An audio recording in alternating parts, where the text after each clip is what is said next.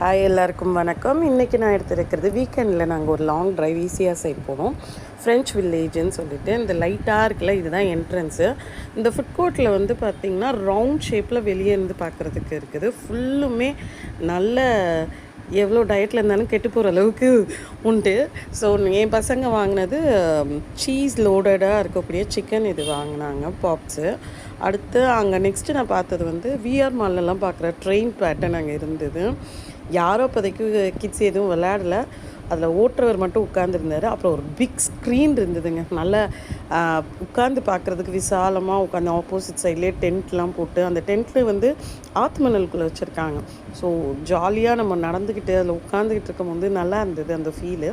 So அதுக்கு நேர் opposite சைடில் மீன்ஸ் ஸ்க்ரீனுக்கு அடுத்தது டென்ட்டுக்கு அடுத்த ஆப்போசிட் சைடில் பார்த்திங்கன்னா குல்ஃபி ஹவுஸ்ன்னு இருந்தது. ஸோ குல்ஃபி எனக்கு வாங்கிட்டு அங்கே சும்மா ஒரு வீடியோ எடுத்துகிட்டு வந்துடலாம் அப்படின்னு.